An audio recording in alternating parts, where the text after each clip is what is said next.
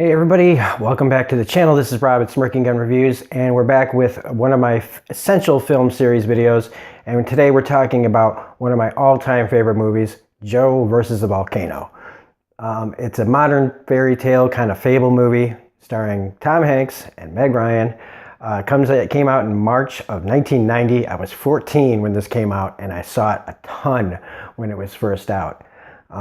And it's one of those movies that I have to watch at least every couple of years just to keep it fresh in my mind, because I love everything about it. It gets more important to me as I get older. And as I watched it today, it's never been more important in my life and how I feel about things than it is today. And I just think it is one of those overlooked movies that is just a freaking classic. Now, this movie, with reviewers and other people, it's kind of a mixed bag. But for the people who love it, you know who I'm talking about. If you love this movie, you know what I'm talking about. And it's just got so many great symbols about life and death and love. It covers so many different things.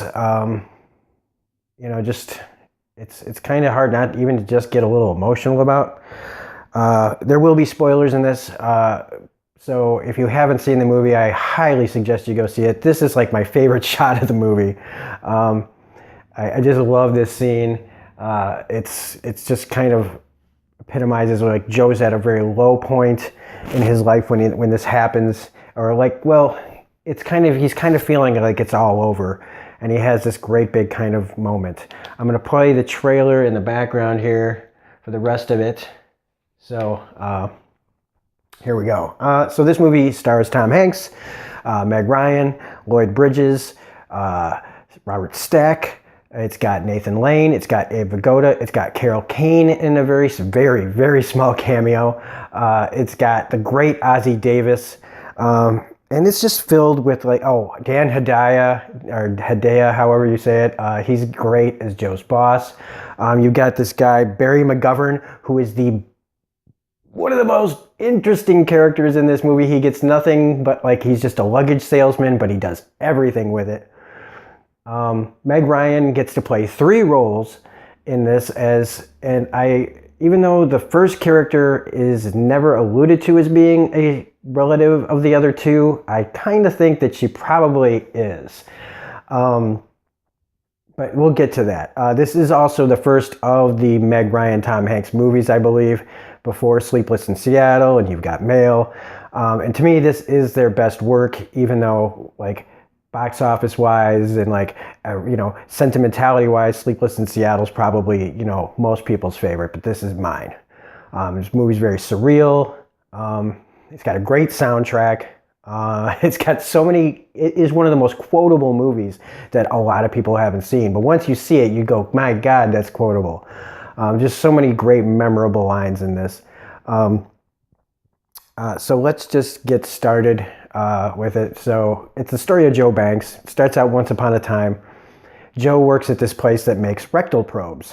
And the whole beginning, everything in his life is dull and colorless and lifeless. Everybody walks to work like zombies. The symbol of the lightning bolt is a constant recurring theme of the walkway that everybody's walking very slowly at. There's a scene in his apartment that you see a crack in the wall that is of the shape of the lightning bolt. This keeps popping up quite a bit in the movie.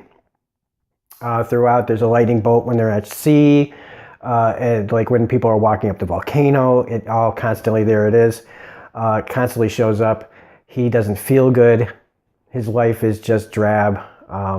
He's got this boss who just constantly seems to be having the same conversation over and over with somebody on the phone. And he keeps going to his doctor. I love the doctor's room. My nephew pointed this out, that the walls in the waiting room are basically like ceiling tiles with all the holes in it. It's so drab, and the nurse is drab, and everything is colorless. And I love that the walls are like the ceiling. Like the whole room is just this one big bland ceiling. But as soon as you go in the doctor's office, it's full of color, and he's got a fireplace in there for all, God's sake. And this is where you find out that he tells Joe that he's got this thing called a brain cloud, and that he's got basically 5 months to live. Otherwise, he's perfectly healthy. And he tells him he's a hypochondriac and that his life as a firefighter has, kind of given him like PTSD, and that that's what's making him fearful and not sick. He's like a hypochondriac. But he is dying of this thing that has no symptoms, and that, he needs to go out and live his life. And this is where Joe starts to turn things around. He starts to feel better because with a death sentence, now he can kind of just do what he wants. And so, he starts by just going off on his boss and doing stuff at work that he's always wanted to do, and talk about things that are at his job, and ask out the girl who's played by Meg Ryan, who plays Dee Dee. And each character that she plays kind of is like at a different place in their life, same as Joe's going through his own journey. I like that Joe has the lamp that's like of a tropical nature. He's got the Odyssey. He's got Romeo and Juliet he's reading. He's got Robinson Crusoe. All these themes that are, coming up in a movie like about, being at sea, going to a volcano, going to a tropical paradise, this kind of thing. There's also this thing, and I tried looking it up online. He keeps seeing Great Danes throughout this movie, and I don't know what they mean, but they keep showing up. Well, at least twice they show up, and it's just kind of strange that somebody picked Great Danes. But he so he goes off. He tries to get a connection with this girl played by Meg Ryan, Dee Dee, but she can't handle it. They're about to kind of sleep together, but once she finds out he's dying, you realize that she's not where he's at now. She's still kind of where he was before he quit, before he got this news. She's still kind of afraid to take risks and take a leap of faith, like he has now.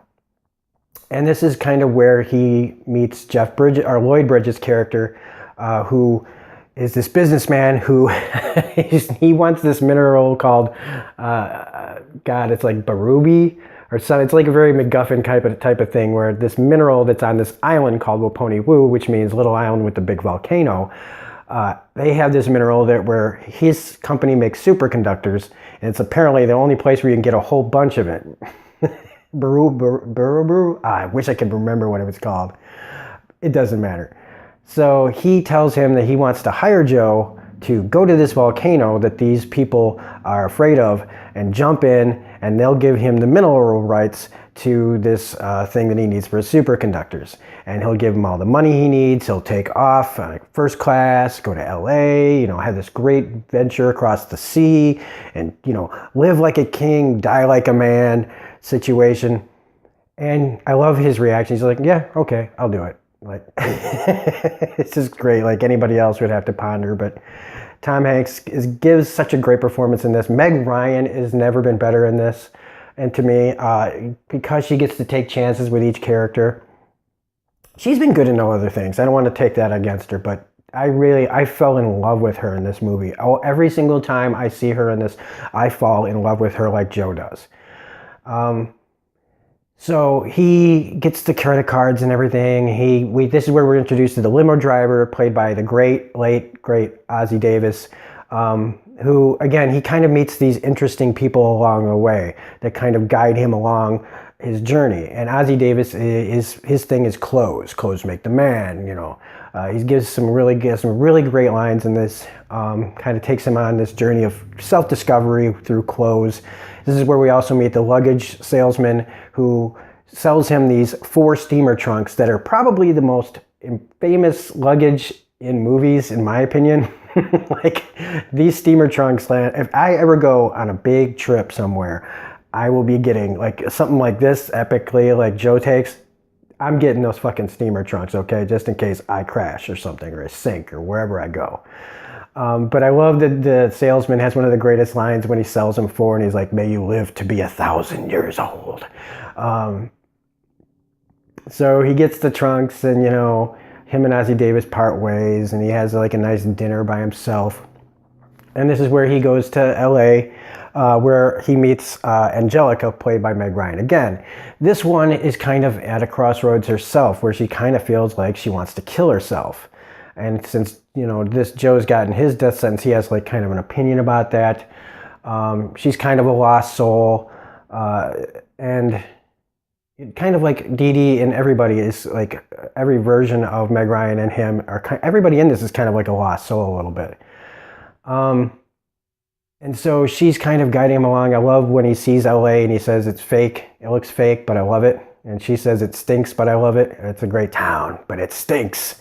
And so, you know, they have a good little moment together. And she, you know, has her own, like, she's willing to sleep with Joe, but he doesn't. So it's like he doesn't want to, you know, sleep with her and just leave kind of situation, I feel like. And that's kind of like she's used to probably people in her life just kind of coming and going and sleeping with her and stuff. And this is where we get to the yacht, where we meet Patricia, who's again played by Meg Ryan, the traditional looking Meg Ryan in this. The one that's kind of the free spirit and confident and doing her own thing. Not afraid to be kind of rude to Joe at first. And so they begin this final length of the journey and how her and him become connected. She doesn't like working for her father. She doesn't trust Joe because he works for her father. And eventually the ship gets like sunk into the ocean and she falls overboard. He goes after her and the trunks are the only thing that make it out. And so he ties them together and, you know, keeps her like drinking, and he's like ends up like getting really dehydrated and about to pass out. That's when we get to that moon scene where it's popping up and he's like, you know, he feels like he's about to die and he's like, thank you God for my life, you know, I never realized how big everything is, you know, and he falls out. She wakes up and that's when they find the island. I know I'm really quickly paraphrasing this movie, but the Waponis, they all come and rescue them. They are in love with this orange soda called Jump Soda. So, you know, jumping into the volcano. And one of the islanders is played by Nathan Lane. Earlier, Carol Kane played a hairdresser. I should mention like these cameos. Like she's like on screen for maybe 10 seconds where she says Shazam. But the Waponis come up. Their chief is played by Abe Vigoda. And it's very straightforward. I love that the island is described as these people that these Jews and Druids got lost in the middle of the South Pacific and found this island where they're known for their love of orange soda and their lousy sense of direction. I guess that's kind of a dig on Jews. Maybe, I'm not sure, something about maybe being lost in the wilderness, like in the Bible and stuff. I don't know. But so they have this ceremony and a feast, and you know, Joe and her go up to the volcano. Take me to the volcano. And so they get married at the top of the volcano because she doesn't want to lose him without getting married. She's in love with him. She doesn't know why he's going through with this. But he feels like, you know, I got to be brave. I got to do this. I got to do this one important thing. And so he jumps. They both jump in. And they're instantly shot out by like big steam rising up, and it shoots them out into the ocean, which should kill them, but it's a kind of a fairy tale. And they live. The volcano sinks into the ocean. Their trunks come back up. He has some self-doubt, but then she tells him that the doctor who told him he was dying works for her father, and that this was pretty much a setup to get him to do this so that, you know, he would get the mineral rights and he'd find some sap. But it means that Joe gets to live, that he's found love and life is ahead of him, and they lived happily ever after. That is a quick simplification of the movie, but that's the movie in a nutshell. This movie has so many great things, like I've said. Each character that Meg Ryan plays has like this different part. They're like one person, but different parts of a whole.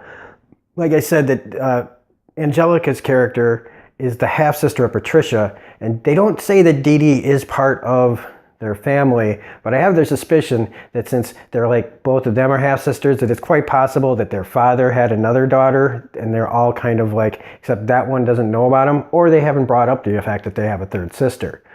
Tom Hanks in this is just great as usual. You can see how he was going to be a huge star. He had been in other things before this, of course, but this is just one of those movies that I always go to. You know, like you could go to Big, which was great. You got Turner and Hooch, which I like as well. But this was like before Philadelphia and before Forrest Gump and before Apollo 13. And it just, to me, showed where on track he was. At the beginning, with Dan Hedaya and his whole thing on the phone, that I'm not arguing that with you. Yeah, you can get the job, but can you do the job? The whole thing about the monotony of Joe's life at the time is great. The flower, they get stomped on, and he comes back and fixes it, all these great things. Lines like, away from the ways of man, or the things of man. I love that line. There's just so many great things about this. At the time when I was like watching this, I was like, man, I got so much to say, but I've only done 15 minutes, and it's like my Relic video was longer than this.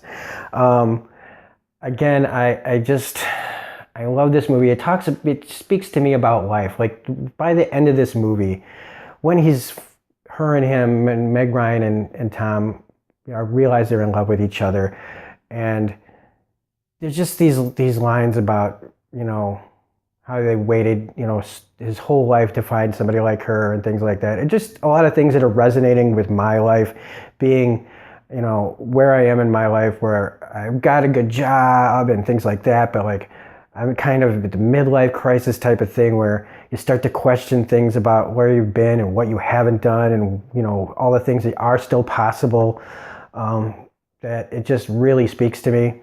I think it's important in that respect to see this movie as many times as you can. I could, if I really got more focused on this, I could probably talk about this movie forever, because of all the different things like that are shown throughout this movie, like the fact that there's a Volcano poster outside the restaurant that him and Dee Dee go to, all that stuff. But most importantly, I want to be able to say that I recommend this movie to everyone. If you don't like it, this movie isn't for everyone. This isn't your standard romantic comedy. This is more of a meaning of life, finding yourself kind of movie that's full of surrealism, but just such a good heart and such great performances. So anyway, before I just keep repeating myself, I can't say how often that this movie has so many great little moments that I wouldn't want to ruin them. Yeah, that's it. Like I said, if you like this video, please hit the like button, comment, share, subscribe, hit the bell for all notifications on this. We have other videos coming. We got Better Call Saul coming up tomorrow. I just posted my Relic video. I did The Expanse. We've got more stuff. We've got Orphan Black and Mr. Robot and other things coming up. I got my Iron Fist. I got to get through that. I got to finish Jack Ryan still. So we've got a bunch of things still coming. Now that I'm finally feeling better, I'm not 100%. I still got some congestion and some coughing going on, but that's all right. So anyway, this is Rob for Smirking Gun Reviews saying thank you very much for choosing to watch this video. I really hope that this maybe makes you want to watch this video. And if you've seen this movie and you watch this, I hope it makes you want to watch it again. And that's it. So this is Rob saying have a great Sunday, and we'll see you later. Bye.